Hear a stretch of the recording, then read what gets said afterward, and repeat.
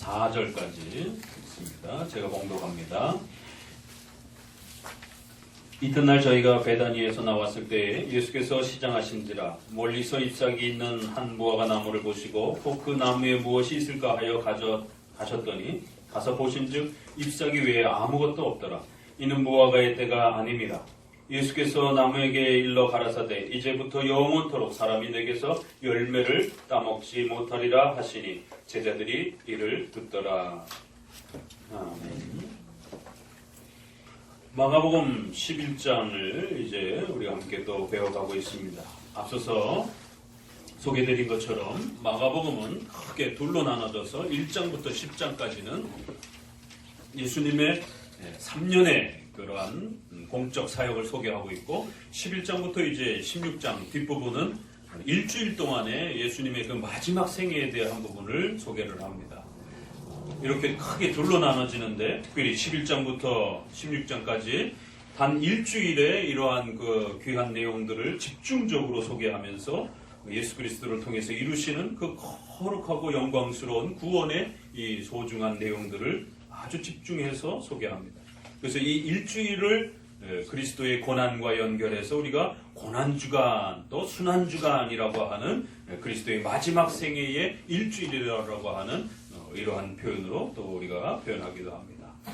자, 여러분들에게 계속해서 이렇게 마가복음 전체를 계속해서 끊임없이 마가복음이 어떻게 구성되어 있는지를 조목조목 반복해서 설명드리는 이유는 앞서서 거듭 말씀드렸지만 오늘 우리가 성경을 읽지 못하는, 성경은 우리 손에 있지만 중세시대처럼 라틴어로 되어 있어 성경을 읽지 못하던 시대나 오늘 우리 시대에 가까이에 성경은 있지만 성도들이 성경을 제대로 해석하지 못하는, 자기 마음대로 성경을 읽어서 자기 마음의 욕심을 채워가는 그런 식으로 성경을 사용하는, 성경을 신비주의적으로 그렇게 또 사용하는 이러한 심각한 일들을 우리는 보게 됩니다.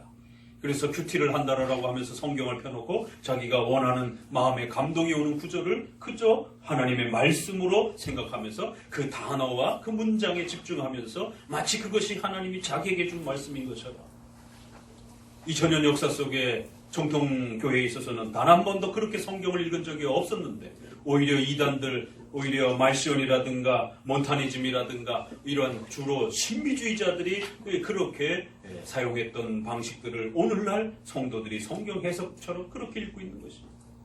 그렇기 때문에 적어도 우리가 강해 설교를 듣기 위해서는 왜 장로교회에 있어서는 1절부터 마지막 절까지 단 한 구절도 빠짐없이 차근차근히 설명해가는 이러한 강해 설교를 전통적으로 지켜왔는지, 그러면 성도들은 강해 설교를 듣기 위해서 단어, 문장, 문맥, 성경 그 전체를 빠짐없이 잘 읽어낼 수 있는 그러한 방식으로 문맥과 흐름을 잘 읽어가는 방식으로 쫓아오셔야 되는 것이에요. 막 건너뛰기 형태로 또 자기 마음에 감동이 오는 그 구절만 집중하는 방식으로 그렇게 주관적으로 읽어서는 강해 설교를 쫓아올 수 없는 것입니다. 또 최근에는 많은 분들이 제목 설교와 그렇게 주관적인 너무 감성을 자극하는 이러한 설교에 지쳐서 최근에는 강해 설교를 또 이렇게 듣고 싶어서 많이 집중도를 하십니다.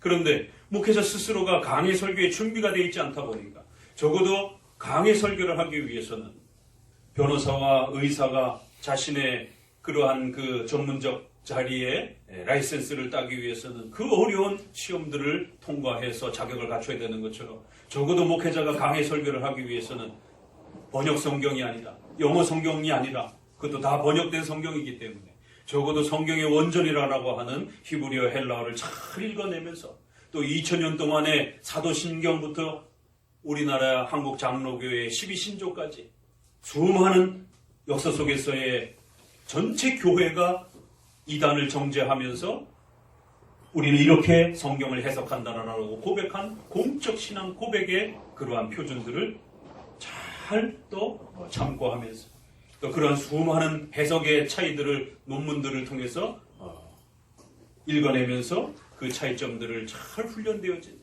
그래야 강해 설교를 할 수가 있습니다. 이 단어는 도대체 어떤 뜻인가? 원문을 봐야 되는 것입니다. 왜요? 우리 번역을 하면서 번역이 약간씩 또 틀어지기 때문에 본래의 의미가 무엇인지를 찾아보기 위해서는 적어도 목회자는 원전을 들여다볼 수 있어야 돼요. 그런데 그 원전을 자유주의라고 하는 또 이러한 기독교를 파괴하는 잘못된 그러한 신학자와 교회들이 그 원전을 마구잡이로 또 해석하는 이런 교회 역사가 있기 때문에 원전을 본다고 해도 그 성경 본문을 정통교회가 어떻게 해석해 왔는지 그 단어 하나 차이를 어떻게 논쟁해 왔는지 수많은 논문과 그 공적 신앙 표준들을 잘 읽어내야 되는 것입니다. 그래야만이 이 단어를 우리 정통 장로교에서는 이렇게 해석해 왔구나. 그리고는 그 내용을 기초로 해서 오늘 우리 시대는 그러면 어떻게 성도들이 이 말씀 앞에 살아가야 될 것인지를 성도들 앞에 그렇게 소개해 줘야 되는 것입니다. 이것이 정통 강해 설교인 것입니다. 그렇기 때문에 이러한 실력을 갖추기 위해서는 목회자가 그런 강해 설교의 실력을 반드시 갖춰내지 않는다라면 쉽게 강해 설교에 도전할 수 없는 것입니다. 그래서 최근에는 많은 또 강해 설교가 성경의 주변 배경 이야기들을 또 그렇게 집중하면서 수많은 배경들만 설명하면서 예수님이 어디로 이사를 갔고 그 동네는 무슨 동네고 또 지난 우리가 11장에서도 본 것처럼 예수님께서 나귀를 타고 오시는데 그 나귀는 또 어떤 종류인지 또 성탄절에 그 구유는 그러면 이게 말구유인지 어떤 구유인지 어떤 번역에서는 구유라고 되어 있고 어떤 번역에서는 말구유라고 되어 있고 이러한 그 주변적인 이야기들을 설명하고 그런 것들을 풍성하게 많이 이야기해 주는 것을 마치 강해 설교인 것처럼. 그러나 그건 강해 설교가 아닙니다. 그건 그냥 배경 설명이죠. 강해 설교란 성경 전체의 마가복음의 구조를 이해하고 그 마가복음에 진행되어져 가는 그 흐름을 읽어내야 되고 그래서 앞장과 뒷장의 차이가 무엇인지를 알아야 되고 그리고 어느 고림점을 향해서 목표를 향하여 계속해서 달려가고 있는지 지금 말하고 싶어하는 그 중심 주제가 무엇인지를 놓치지 않고 계속 붙잡고 가셔야 되는 것입니다. 그 얘기를 하기 위해서 주변적인 여러 가지 배경들도 설명하는 것이고 비유도 따라오는 것이고 또 여러 가지 또 상징적인 이야기도 따라오는 것입니다. 그리고 결론에 가서는 이제 이렇다라고 결론을 내리는 것입니다. 그렇기 때문에 이처럼 강해 설교란 특정한 주제와 기독교의 중요한 신앙의 교리를 목표로 해서 그 내용을 가르치고 싶어하는 그러한 내용으로서 이제 결론을 맺기 위한 그런 형태로 끌고 가는 것입니다. 이제 이러한 강해 설교를 여러분에게 끊임없이 훈련시키기 위하여 설교를 통해서도 반복적으로 그렇게 소개하는 것입니다. 그러면 여러분들도 집에 돌아가서 성경을 읽을 때 과거에는 그렇게 자기 마음에 감동이 오는 성경 본문 중심으로 읽었던 이런 습관들 또 배경 중심으로 자꾸 배경에 눈이 가는 그런 성경 읽기를 또 중단하고 특정한 주제와 가르침을 중심으로 교리를 중심으로 이 본문과 이 마가복음의 결론이 무엇인지를 고민하면서 그 결론을 향하여 끊임없이 성경을 끌고 가는 것입니다. 그랬을 때 그것이 하나님의 뜻으로 우리 앞에 드러나게 되면 감격스럽게 하나님의 말씀을 우리는 마주대하게 되는 것입니다.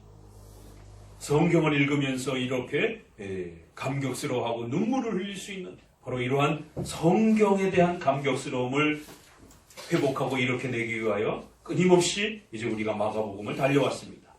그리고 이제 우리가 11장부터 후반부를 만나게 됩니다. 자, 그러면 이제 11장은 이처럼 예수님의 생애의 그 일주일, 33년 정도 사셨다라고 했을 때에 3년 정도의 예수님의 사역을 우리가 보게 되는데 그 3년의 사역 중에서도 특별히 일주일의 마지막 부분이 집중되는 것입니다.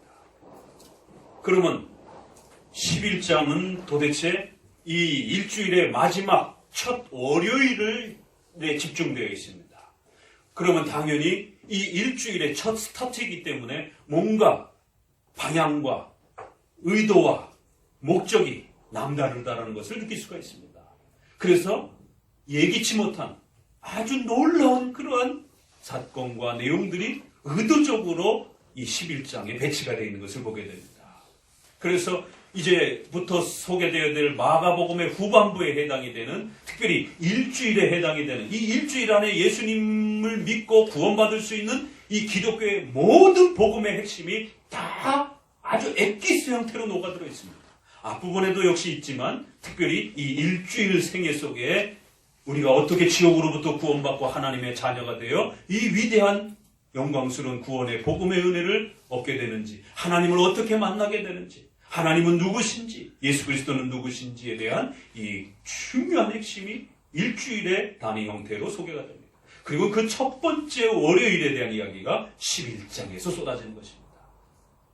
자, 그러면 11장에는 무엇이 첫 소재로 소개가 되었습니까? 나귀를 타고 입성하시는 이 첫 장면 안에 복음의 그 위대함이, 그리스도의 낮아지심, 하나님의 신분이 우리를 구원하시기 위하여 이 땅에 성육신하시고, 더 놀라운 것은 율법을 명하시고 온 우주 만물을 창조하신 분이 그 창조 세계 안으로 들어와서 낮고 천한 인간의 몸으로 오셔서 인간의 죄를 대신 짊어지시고 죽으시기 위하여 이 땅에 오신 그리스도의 이 위대한 낮아지심을 왕이 나귀를 타고, 그 나귀 새끼를 타고 그렇게 등장하는 이 모습을 통하여 그리스도의 낮아지심의 위대함이 하나의 그림처럼 그렇게 던져진 것을 보게 됩니다.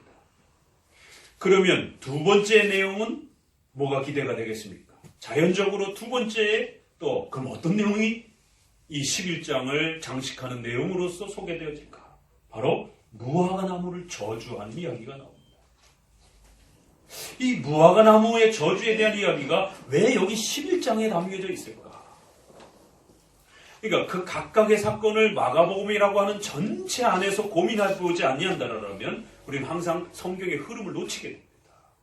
그냥 마가복음의 그 무화과 나무에만 집중하는 것이. 그러나 무화과 나무의 이야기는 지금 예수님의 일주일의 그 마지막 이 포인트에, 그것도 첫 장면 11장이라고 하는 월요일의 이 중요한 첫 사건으로 무화과 나무 저주가 소개가 됩니다. 나귀를 타고 오시는 이 첫 장면도 아주 놀랍게 의도적으로 목적을 가지고 그렇게 배치가 된 겁니다. 그리고 두 번째, 첫 월요일을 장식하는 장면으로서 두 번째 사건으로 무화과 나무에 대한 저주가 소개가 됩니다. 자, 그러면 조금 더 그 흐름을 보시기 위해서 어디를 보시느냐면 15절을 같이 읽어봅니다. 두 번째 이제 큰 이야기는 무엇일까? 15절 같이 읽어봅니다. 저희가 예루살렘에 들어가니라 예수께서 성전에 들어가서 성전 안에서 매매하는 자들을 내어 쫓으시며 돈 바꾸는 자들의 상과 비둘기 파는 자들의 의자를 불러 엎으시고. 예루살렘을 입성하는 것은 이제 일요일 날로 이렇게 보게 됩니다. 그리고 이제 본격적으로 월요일 사역은 무화과 저주와 그 다음에 성전을 뒤엎어버리는 거죠. 많은 분들은 호산나 하면서 예수님을 왕처럼 이스라엘을 로마의 식민지로부터 이제 해방시켜줄 그러한 위대한 나라를 만들어줄 거를, 국가를 만들어줄 거를 꿈꿨는데 예수님은 로마를 쳐부시러 가지 않고 어디로 갔어요? 성전을 향해 가신 거예요. 그리고 성전에 가가지고 거기에 상을 다 엎어버리는 것입니다. 예수님의 그 인자하심과 온화하심은 어디 가고, 이제 우리가 일주일에 그 첫 장면에서 만나는 예수님은 어떤 분이에요?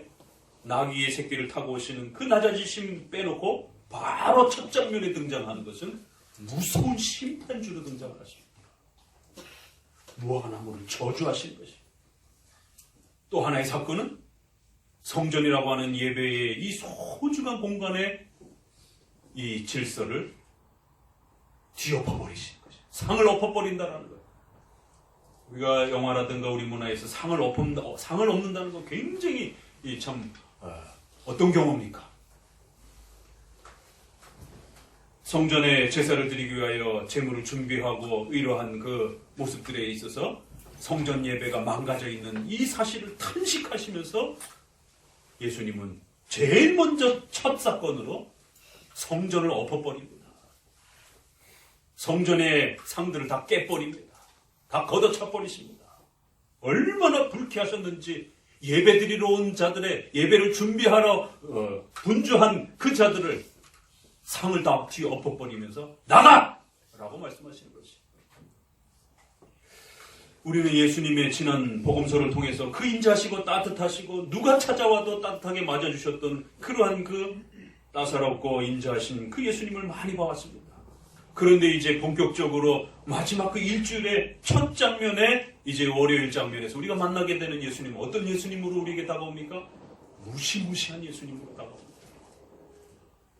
11장은 그렇게 구성되어 있어요. 그러니까 우리가 막 그냥 내 마음에 감동 오는 쪽으로 읽는 것과 이 마가복음 전체의 구조를 잘 고민하면서 읽을 때 벌써 방향이 확 틀어지고 벌써 그 내용의 비중성과 내용이 달리 다가옵니다. 그러니까 이렇게 성경 전체를 잘 헤아리면서 읽는 습관들을 기르셔야 됩니다. 자, 그 다음 사건은 또 27절을 읽어봅시다. 크게 세 가지 사건이 11장에는 네 가지 사건이 나오는데 일요일에 나귀 입성을 빼놓고는 세 가지 사건이 크게 소개가 됩니다. 27절 저희가 다시 예루살렘으로 들어가니라 예수께서 성전에서 걸어다니실 때에 대제사장들과 서기관과 장로들이 나와 가로되 무슨 권세로 이런 일을 하느냐 누가 이런 일을 할 이 권세를 주었느냐. 바리새인과 종교 지도자들이 무화과를 저주하고 성전을 뒤엎는 이 예수님을 가만히 지켜보다가 야, 이거 문제가 되는구나. 그리고는 예수님의 그 권세에 대해서 묻기 시작합니다. 예수님은 두 번의 일을 하셨습니다. 나무를 저주해서 그 즉시 말라 죽게 만들어 버렸습니다. 예수님은 주로 살린 일을 많이 하셨습니다. 죽은 자를 살리시고 병들은 자들을 살려주시고 가난한 자들을 도와주시고 귀신을 내쫓아주시고 주로 살리는 일을 많이 하셨습니다. 그런데 오늘 이 11장에서 우리가 만나는 이 두 장면은 너무 무서운 장면입니다. 죽이는 장면이에요. 예수님의 그 명령 한마디로 인해서 멀쩡한 나무가 싹 말라 죽는 것이에요. 그리고 한 번은 예배 드리러 오는 자들을, 어떤 자들이요? 예배를 드리러 오는 자들을 그들이 준비하려고 했던 그 재물들 다 뒤엎어버리면서 다 내쫓아버립니다. 우리가 생각했던 그러한 그 예수님하고는 전혀 다른 모습을 만나게 됩니다. 단 한 번도 예수님은 죽이는 그런 부분들에 이렇게 부분을 집중하지 않으셨어요. 우리가 마가복음에서도 보는 겨우 한 장면은 귀신이 돼지떼에 들어갔을 때 그 돼지떼 2,000마리 정도 되는 돼지떼가 물속에 빠져 죽으려고 할 때 그걸 허락해 주시는, 그래서 거기에서는 그저 허락하시는 형태로 돼지떼가 몰살을 하는 경우를 한번 보게 됩니다. 그리고는 이제 예수님이 의지를 가지고 목적을 가지고 죽이는 장면은 여기서 처음 만나게 되는 거죠. 너 더 이상 존재할 필요가 없어. 너 당장 생명을 거둬. 너 당장 죽어. 라고 명령하시는 거죠. 그리고는 한쪽에서는 예배를 드리러 오는 자들을 향하여 너네 다 나가. 너네 예배 필요 없어. 굉장히 무서운 장면입니다. 예수님의 일주일의 첫 그 월요일 장면에서 우리가 만나는 예수님은 굉장히 무섭고 두렵고 호령을 치시고 경고하시는 모습으로 소개합니다. 그러니까 마지막 내용이 도대체 예수님 왜 이러시는가? 예수님의 이러한 권세는 도대체 저분의 권세는 어떤 것인가? 이렇게 끝나는 것이죠. 그래서 11장은 나귀를 타고 들어오시는 장면으로 시작하면서 마지막 내용은 뭘로 끝나요? 도대체 예수님의 권세는 무엇인가?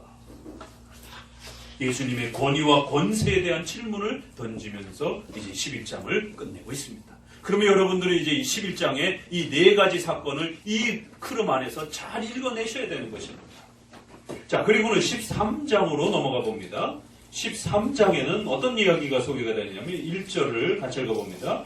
예수께서 성전에서 나가실 때에 제자 중 하나가 가로되 선생님이여 보소서 이 둘들이 어떻게 하며 이 건물들이 어떠하니까. 예수께서 이르시되 내가 이 큰 건물들을 보느냐. 돌 하나의 돌 위에 남지 아니하고 다 무너뜨려지리라 하시니라. 유명한 이제 그 종말론에 대한 이야기가 바로 이 13장에서부터 본격적으로 소개가 됩니다. 최후 심판에 대한 거대한 하나님의 무서운 종말의 최후 심판의 결론이 어떻게 날 것인지에 대해서 13장에 이제 마지막 소개를 합니다. 그리고는 14장부터 15장, 16장은 예수님의 십자가에 죽으시는 마지막 장면이 소개가 됩니다.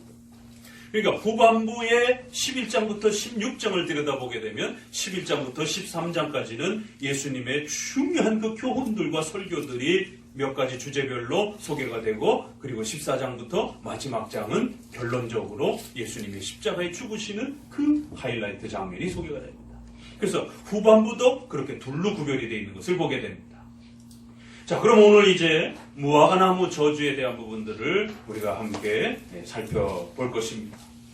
결국 이제 이러한 그 마가복음 전체에 대한 구조 안에서 한 본문이 차지하고 있는 그 비중을 잘 헤아리셔야 되고, 그 문맥의 흐름을 잘 읽어가셔야 되고, 그래서 지금 무슨 이야기를 하고 싶어 하는 것인지, 이 성경 본문이 무슨 이야기를 우리에게 전달해주고 싶어 하는지를 잘 찾아가면서 쫓아가야 되는 것입니다. 바로 이런 일들을 위하여 웨스트민스터 8장 예수님에 대해서는 지난번 우리가 읽어드렸던 것처럼 예수님의 이 전체 사역의 핵심은 무엇이냐라고 했을 때 8장 1항에 하나님께서는 영원한 목적을 가지고 그의 독생자 주 예수를 하나님과 사람 사이의 중보자, 바로 곧 선지자, 제사장, 왕이라고 하는 이러한 직을 우리가 삼직이라고 말합니다. 우리를 구원하시기 위해서 반드시 감당하셔야 되었던 세 가지 직무를, 세 가지 사역을 잘 기억해야 된다는 거예요. 선지자로서, 제사장으로서, 왕으로서 어떤 일을 하셨는지, 교회의 머리와 구주, 만유의 상속자와 세상의 심판자로 택하시고 임명하시기를 기뻐하셨습니다. 바로 우리는 계속해서 선지자직, 제사장직, 왕직이라고 하는 이 세 가지 사역을 어떻게 이루셨는지에 대해서 복음서를 통하여 잘 배우셔야 된다는 거예요. 이걸 이해해야만이 우리가 죄로부터 어떻게 구원받을 수 있는지에 대한 이 비밀이 이 세 가지 내용을 통해서 소개가 된다는 것입니다. 그리고는 3항에 이렇게 소개합니다. 성부께서는 모든 충만이 예수 안에 거하는 것을 기뻐하셨습니다. 이는 끝까지 그리스도께서 거룩하고 흠이 없고 순결하고 또 은혜와 진리가 충만하여 중보자와 보증인의 직무를 수행할 수 있도록 완전하게 준비하기 위함이었습니다. 중보자와 보증인으로서의 직무, 바로 이거를 우리가 지금 복음서를 통해서 배우는 겁니다. 왜 예수님이 사람이 되셨는가? 왜 신이 사람이 되셔서 이 땅에 오셨는가? 성탄절에 이제 엊그제 많은 교회들이 이제 연극도 하고 또 음식 나눔도 하고 또 노래도 하고 많은 일들을 했습니다. 그러나 정작 선지자직, 제사장직, 왕직에 대한, 왜 예수님이 보증인으로서 중보자로서 무슨 일을 하셨는지에 대한 교리 공부는 천교회 중에 한 교회도 가르치지 않아요. 아이들에게 그저 연극이나 하고 노래나 하고 선물이나 교환을 하는, 그 아이들이, 우리 아이들이 죄와 죽음으로부터 구원받을 수 있는, 또 하나님과의 영광스러운 이 위대함의 이 경건의 신비로움들을 터득하고 배워갈 수 있도록 선지자직, 제사장직, 왕직이 가지고 있는 예수 그리스도께서 어떤 분이신지에 대해서 성경적으로 가르쳐주는 이러한 일들을 등한시하는 것입니다. 아이들에게 연극하고 노래할 때가 아니라 아이들을 앉혀놓고 선지자직이 무엇인지, 제사장직이 무엇인지, 왕직이 무엇인지, 그런 일들을 통하여 예수님이 왜 우리의 중보자가 되었는지, 중보자라는 의미가 무엇인지, 보증인이라는 게 무엇인지, 보증서 준다라고 말하는 것입니다. 우리의 죄를 대신 보증서 준 겁니다. 예수님이 이러한 보증의 사역을 이루지 않았다면 우린 다 죽어야 되는 거예요.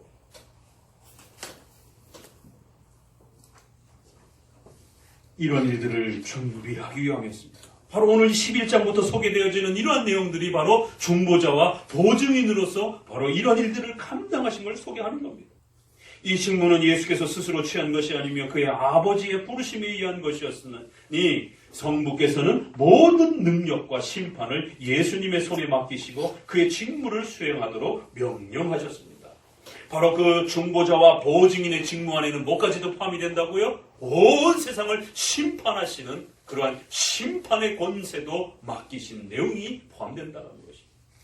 그래서 예수님을 믿어야만이 구원받는다라고 하는 이 위대한 충보의 이 구원의 비밀을 인간이 받아들이지 않는다라고 예수 믿지 않는 모든 자들을 하나님의 무서운 지옥의 심판으로 벌하실 것이다라고 하는 그리스도의 중보 사역을 거부하는 자들이 얼마나 무서운 형벌 앞에 놓여져 있는지에 대해서 그 심판의 두려움도 또 함께 그리스도께서 가르쳐 주신다라는 거예요. 이처럼 복음서 전체가 무엇을 가르쳐 주고 싶어 하는지에 대한 요약이 우리가 고백하는 웨스트민스터 신앙 고백 안에 이렇게 정리가 되는 것입니다. 그래서 여러분들은 복음서 전체를 요약한 핵심적 교리를 기억하셔야 되고 그 교리를 따라서 또 본문으로 복음서 안으로 들어가서 복음서 안에 어떻게 또 그런 교리들이 흘러넘치는지들을 또 읽어보셔야 됩니다. 그래서 교리 공부와 성경 강해가 함께 교차하면서 서로 늘 가까이 그렇게 소요리 문답을 한 주 읽었으면 한 주는 성경을 또 마가복음 본문을 따라서 읽고 그 본문 안에서 또 웨스트민스터 소요리 문답으로 돌아와서 이게 그런 내용이었구나. 또 그런 교리를 가지고 또 본문을 또 따라 읽는 것입니다. 이 훈련을 반복적으로 계속해야 교리적 성경 읽기를 할 수 있습니다. 감성적으로 읽는 게 아니라 배경에만 신경 쓰는 것이 아니라 마가복음이 우리를 살려내기 위하여 우리를 지옥으로부터 살려내기 위하여 뭘 가르쳐주고 싶어 하는지 예수님이 어디로 이사 가셨는지 그 이사한 땅에서 며칠이나 계셨는지 이거를 기억해야 구원받는 게 아닙니다. 결국 그 모든 사역들은 예수님이 우리의 중보자와 보증인으로서 선지자직, 제사장직, 왕직을 어떻게 감당하셨는지에 대한 결론적 그 교리를 이해하고 고백하고 받아들이셔야만이 구원받을 수 있는 것이에요. 마태복음을 펴자마자 누가 누구를 낳고 14대씩 나눠서 그거 다 암기나 할 수 있겠습니까? 그거 다 암기한다고 구원받는 것도 아닙니다. 결국 그러한 내용들 하나하나가 바로 선지자직, 제사장직, 왕직으로서 그리스도께서 우리를 위하여 어떤 보증의 크신 은혜를 감당했는지들을 잘 이해하고 고백하면 되는 것입니다. 자, 그러면 이제 무화과 나무는 또 성전 청결 사건은 예수님이 우리의 중보자가 되어주시면서도 또 역시 그 중보를 거부하는 자들에 대해서 결국 그들에게 죽음밖에 준비되어 있지 않다라고 하는 무서운 심판의 경고가 함께 또 쏟아지고 있는 것입니다. 그래서 11장은 굉장히 두렵고 떨리는 장입니다. 한편 첫 앞의 장면은 신이신 분이 이 땅에 인간으로 낮아지셨고 나귀 새끼를 탈 정도로 그렇게 겸손하게 낮아지셔서 우리를 구원하시기 위하여 이 땅에 오셨다라고 하는 그리스도의 그 한없는 자비와 은혜를 만나게 됩니다. 그러자마자 신속하게 이제 첫 번째 월요일 사건으로 한 번은 죽음이라고 하는 그리스도의 입과 그리스도의 그 선언 앞에 무화과 나무도 죽는 것이고 모든 피조물도 죽는 것입니다. 하나님께서 그 모든 구원의 역사를 그리스도에게 맡기셨고 그리고는 그리스도께서 이 땅에 오셔서 낮아지셔서 우리의 죄를 대신 짊어지시고 그리고 그 모든 생애 동안에 하나님의 명령을 철저히 순종하셔서 우리가 하나님 앞에 순종해야 될 그 모든 순종의 의무를 대신 성취하셔서 우리에게 의롭게 그렇게 부어주시는 은혜를 성취하신 것입니다.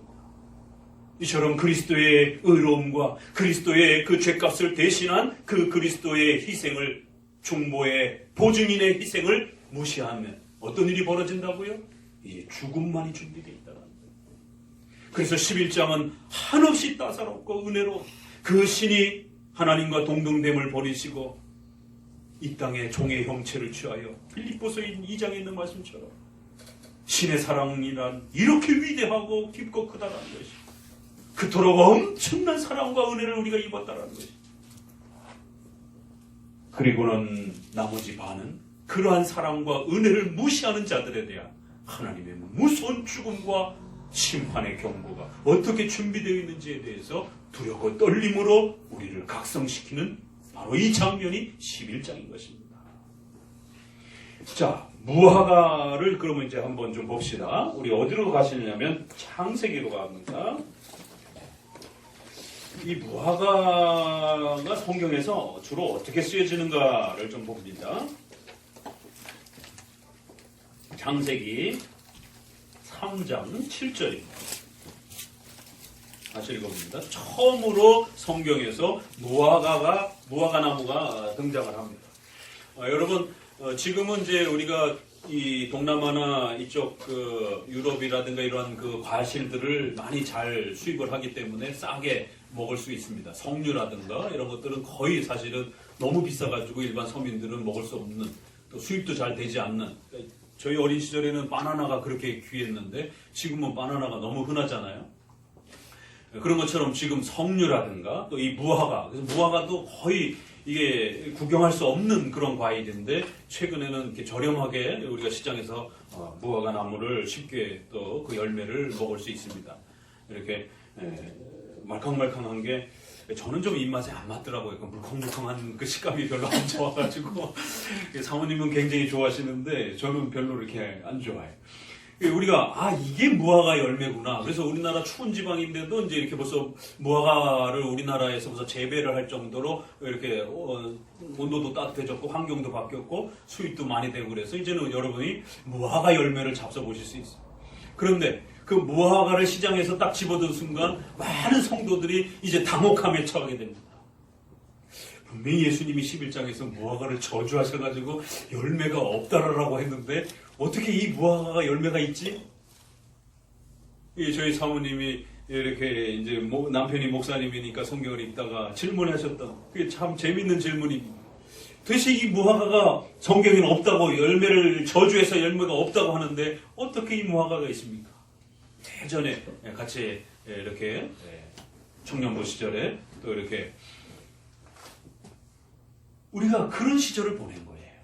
그래서 앞부분에서 성경 강해 설교, 또 강해 설교를 듣지 못하는 오늘날 한국교회의 이런 지나친 잘못된 성경 읽기에 이러한 폐해가 저희 자신들에게도 그 젊은 청년 시절을 보내면서 교회 안에서 그렇게 가르쳤기 때문에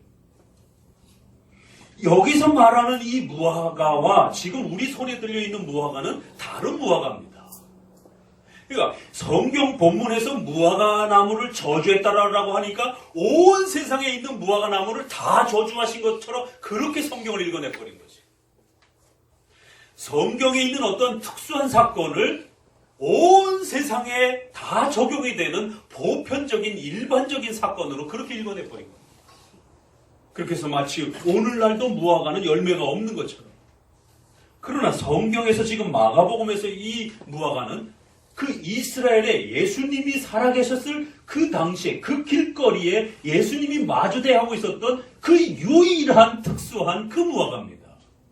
온 세상의 무화과가 아니에요. 그러니까 성경을 문맥을 잘 따라서 역사적인 신구약의 차이, 또 성경과 오늘날의 차이, 이러한 그 역사성을 잘 헤아리면서 읽는 습관이 되어 있지 않다 보니까 마구잡이로 읽는 것에만 습관이 되어 있다 보니까 무화과는 저주해서 열매가 없구나. 그런데 무화과 열매를 팔아요. 이러니까 당혹스러운 것입니다. 성경의 홍해 사건은 보편적인 사건이 아닙니다. 일반적인 사건이 아닙니다. 단 유일해적인 사건이에요. 그걸 함부로 따라할 수 없는 것입니다. 이처럼 성경은 역사성 때문에 또 어떤 경우는 그 문자와 문맥의 흐름 속에서 하나님의 경륜 통치 다스림 속에서 유일해적인 단 한 번의 그러한 사건들이 소개가 됩니다. 그러나 또 어떤 교훈들은 성도들이 계속 따라해야 되는 영원한 법으로서 그렇게 주어지기도 합니다. 그러니까 단회적인 그러한 그 명령과 영원한 명령들이 같이 겹쳐 있다 보니까 성도들이 어느 게 연속적인 거고 어느 게 단회적인 거를 구별을 잘 못하는 것이. 그렇기 때문에 어려서부터 아이들에게 이런 훈련을 시켜줘야 되는 겁니다. 이것은 단회적인 사건이다. 이거는 연속적인 하나님의 명령이다. 이것이 왜 이렇게 차이가 나는지에 대해서 이것을 어떻게 구별해낼 수 있는지에 대해서 어려서부터 부단히 소요리 문답을 가지고 구약과 신약의 이러한 차이성이 무엇인지, 구약과 신약의 연속성이 무엇인지, 구약의 성전 예배는 더 이상 오늘날 우리가 성전 중심의 그러한 제사와 제물을 드리는 양을 잡아가지고 피를 내고 고기를 바치는 이러한 제물 중심의 예배를 드리지 않는다라고. 그러한 차이점들이 왜 차이가 나는지에 대해서 또 또 어떤 기준을 가지고 그 차이점들을 우리가 찾아내야 되는지에 대해서 부지런히 가르쳐줘야 되는 것입니다. 이런 훈련들을 하지 않은 상태에서 성경을 읽으라고요? 성경 너무 어렵습니다. 성경을 마구잡이로 읽게 됩니다. 그리고 그걸 적용했다가는 큰일 납니다. 구약에서 인신을 제사하는 사람을 제물로 바치는 단 한 번의 사건이 나옵니다. 그것도 유명한 아브라함이라고 하는 믿음의 조상이 자기 외아들을 제단에다가 올려놓고 칼을 들어서 자기 자식을 잡아 죽여서 하나님 앞에 제물로 바치려고 하는 이 장면이 나옵니다. 이건 절대로 성도들이 따라할 수 없는 장면입니다. 이건 바로 예수 그리스도께서 십자가에 피 흘려 죽으신다라고 하는 바로 그리스도의 십자가의 은혜를 구약에서 가르치기 위한 하나의 모형과 상징성을 강하게 가지고 있는 아브라함은 믿음의 조상이기 때문에 믿음이 무엇인지를 가르쳐주기 위해서, 구약에서 믿음이라는 게 무엇인지를 가르치기 위해서 이러한 여러 가지 상징과 또 하나의 모형적인 또 모범적인 그러한 사건을 통해서 가르치려고 했던 것입니다. 절대로 성도들이 따라해서는 안 되는 거예요. 성경에 있지만 절대로 따라해서는 안 되는 일들입니다. 여리고성을 무너뜨리는데 성도들이 하루에 한 번씩 성을 돕니다. 그리고 마지막에는 소리를 지르면서 7바퀴를 돕니다. 이건 성도들이 따라해서는 되는 일들이 아닙니다. 그런데 오늘날 많은 교회들이 성전 지을 때는 성도들 데리고 가가지고 그 성전 그 교회 짓는 터를 돌면서 그렇게 매주 가서 돌고 그걸 마치 여호수아 기도라라고 하면서 성경을 잘못 읽어내는 것이. 여호수아의 그렇게 여리고성 전투는 우리가 땅을 사놓고 그 땅을 매입하게 해달라고 그렇게 기도의 모범으로 소개된 사건이 아닙니다. 무화과 사건도 마찬가지예요. 이 무화과가 영원히 동일한 그러한 형태로 모든 무화과 열매들이 그렇게 정죄를 받은 것으로서 가르친 것이 아니라 예수님 앞에서 열매가 없는, 잎은 무성한데 열매가 없는, 그래서 따먹을 것이 없는, 결국 이것은 신앙은 있는 것 같은데 신앙의 열매가 없는 바로 외식주의적인, 형식주의적인 이름뿐인 그러한 신자들을 향한 엄중한 경고로서 종교적 위선자들을 향한 바리새인과 사두개인들과 같은 유대인들에 대한 예수 그리스도를 영접하지 않는, 정작 중보자가 왔는데 예수님이 오셨는데도 불구하고, 하나님이 오셨는데도 불구하고 예수님을 영접하지 않는, 중보자를 알아보지 못하는 외식적인 허울뿐인 그러한 유대인들의 잘못된 신앙을 책망하기 위한 그러한 엄중한 경고로서 사용한 것입니다. 자, 무화과를 창세기 3장에서 우리가 처음 만나는데, 그러니까 이제 성경 전체를 통해서 한번 좀 이렇게 골고루 살펴보시라는 거예요. 3장 7절 있습니다. 이에 그들의 눈이 밝아 자기들의 몸이 벗은 줄을 알고 무화과 나무 잎을 엮고 치마를 하였더라. 예수님께서 하나님께서 아담과 하와가 범죄하자 일어났던 그 사건이 창세기 3장에 소개가 됩니다. 여기 보니까 아담과 하와가 범죄하고 난 다음에 눈이 밝아지고 나서 하나님 앞에 범죄한 줄 깨닫고 무화과 잎을 엮어서 치마를 만들었더라. 여기 처음으로 창세기에서 무화과 나무가 소개가 됩니다. 무화과 나무가 이스라엘 백성들에게 굉장히 친근하고 좀 가까이 이렇게 많이 주변에서 접할 수 있었던 그런 나무로서 볼 수가 있습니다. 그래서 신약에서도 의외로 무화과 나무 이야기들이 많이 나옵니다. 그래서 무화과 이야기가 처음 나오는데 여기는 인간의 수치와 부끄러움과 관련된, 그래서 여기에서 무화과 잎은 또 오늘 본문의 무화과와 달라요. 배경이. 그리고 이야기하고자 하는 내용도 다른 내용입니다. 자, 누가복음 13장에서는 이에 비유로 말씀하시되 한 사람이 포도원에 무화과 나무를 심은 것이 있더니 와서 그 열매를 구하였으나 얻지 못한지라. 가원지기에게 이르되 내가 3년을 와서 이 무화과 나무에게 실과를 구하되 얻지 못하니 찍어버리라. 어찌 땅만 버리겠느냐. 대답하여 가로되 주인이여 금년에도 그대로 두소서. 내가 두루 파고 거름을 줄이니 이후에 만일 실과가 열면 열리거니와 그렇지 않으면 찍어버리소서. 이 누가복음 16장에서 비슷한 이야기가 나옵니다. 과수원을 만들어 놓고 무화과 나무를 심어 놓고 열매를 기대를 했는데 3년이나 기다렸는데도 열매가 없자 그 나무를 다 찍어버리라라. 열매 없는 이러한 잘못된 신앙을 가지고 살아가는 형식주의자들, 외식주의자들을 향한 엄중한 경고가 무화과와 그 열매로 이렇게 누가복음 13장 6절 이하에 비슷하게 소개가 됩니다. 자, 그러면서 오늘 이제 11장 21절을 한번 보세요. 여기에 이제 이 무화과 나무에 대한 이야기가 연결해서 소개가 됩니다. 마가복음 11장 21절 같이 읽어보도록 합니다. 베드로가 생각이 나서 여짜오되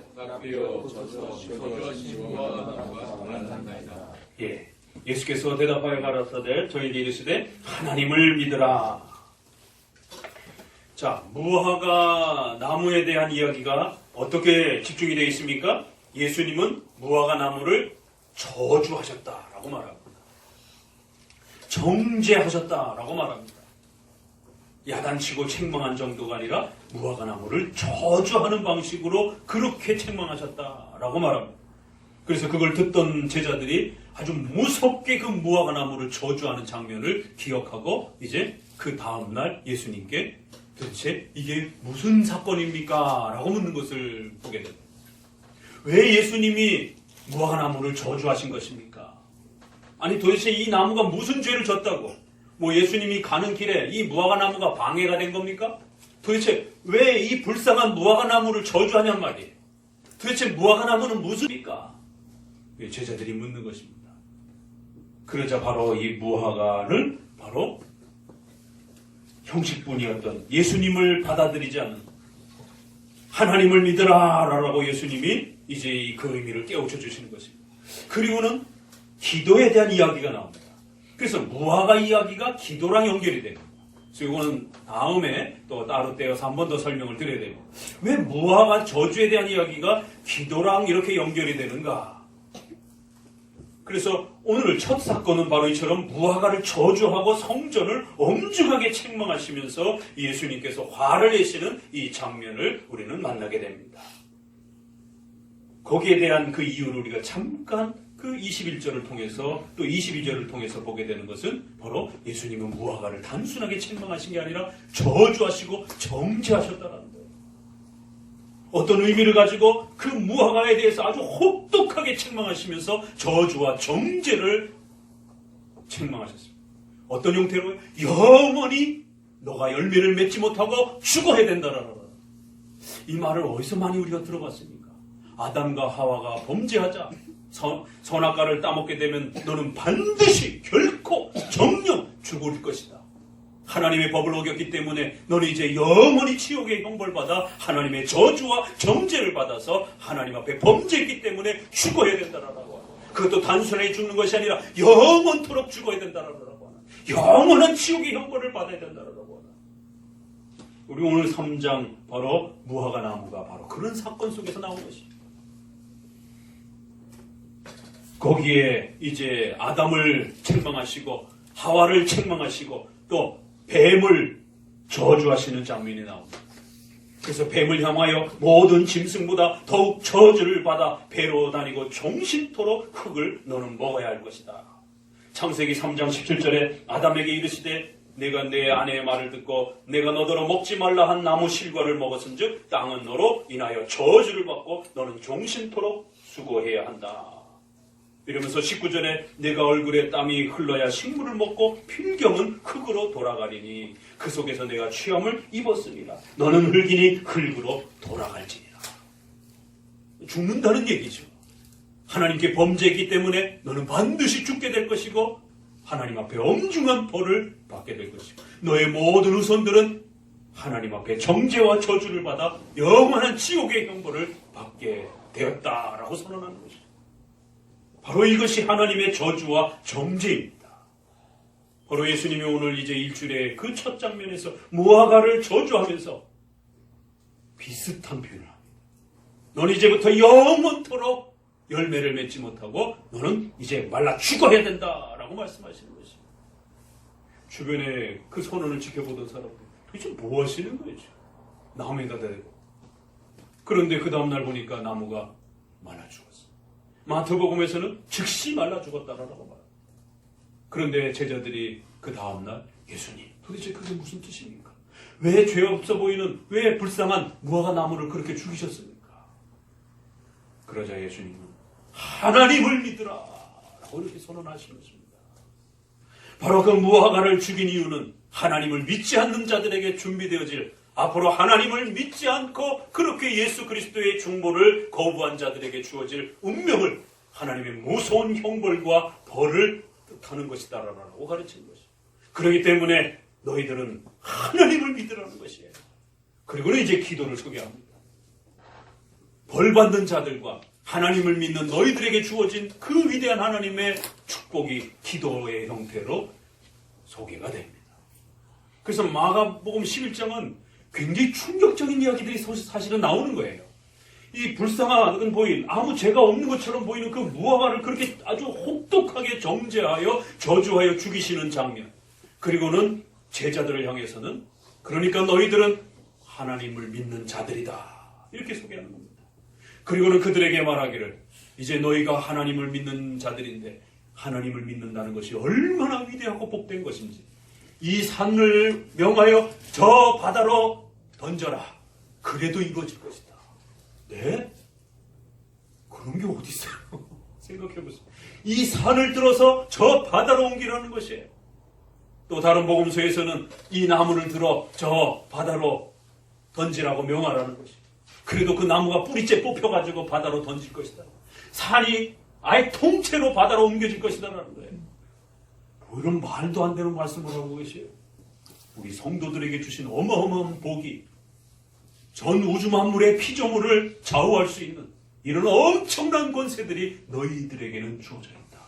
예수님을 믿는 자들에게는 이런 어마어마한 복들이 주어져 있다. 라고 말씀하십니다. 그 앞부분에서는 바로 그 중보자로 오신 예수 그리스도를 무시하고 거부하는 자들에게는 하나님의 무서운 정죄와 저주와 당장 죽어야 되는 이 무서운 벌이 너희 앞에 준비되어 있다라고 엄히 경고한 것입니다. 이처럼 무화과 나무는 중보자로 오신 예수님을 거부하는 자들에게 닥칠 엄청난 재앙과 그리고 이제 그 예수님을 신으로 또 우리의 중보자로 우리의 또 구원자로 받아들이며 사랑하는 자들에게 주어지는 그 어마어마한 복이 무엇인지를 아주 극명하게 대비해서 우리에게 첫 장면으로 소개를 해주는 것입니다. 그래서 이 무화과 나무의 저주도 참 당혹스러운 것이고 또 뒷장면에 이 산을 들어서 저 바다로 크리스찬들이 기도해봐라. 그러면 이 산이 막 옮겨질 것이다. 이건 너무 허무맹랑해갖고 참 남들이 들으면 뭐 그런 명령을 다 해주시지? 뭐 예수님 이런 정말 이상한 명령을 크리스찬들에게 약속을 하고 계시는. 여러분 한번 기도해갖고 산을 파갖고 옮겨보세요. 되나 안 되나 그게.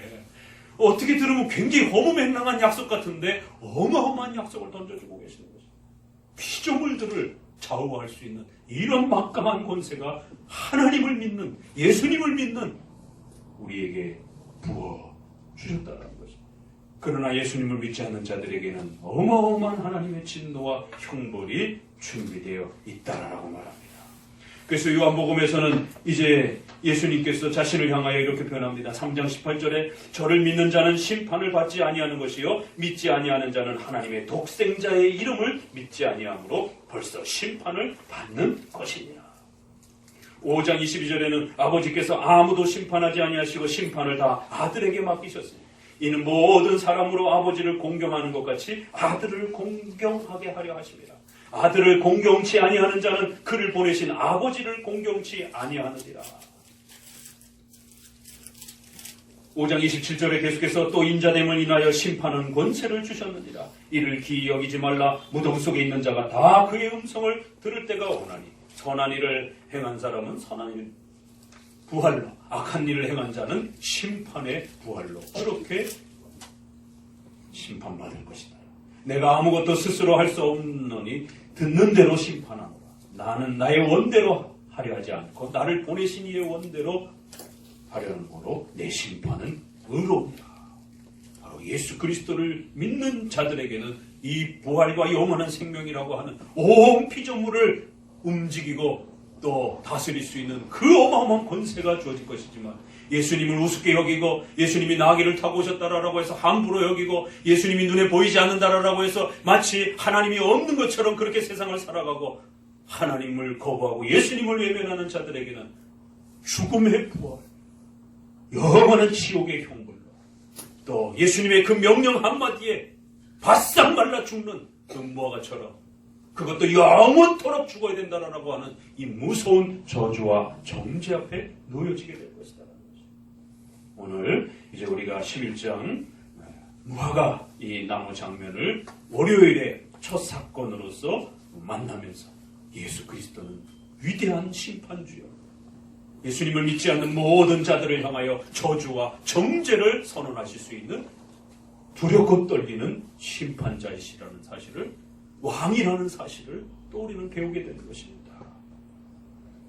하나님을 믿으라 라는 말씀처럼 그 하나님이 보내주신 예수 그리스도를 믿는 것이 우리의 구원이요 또 우리의 생명임을 마음에 깊이 간직하시는 우리 성도들 되시기를 주의 말씀으로 권면드립니다. 기도합니다.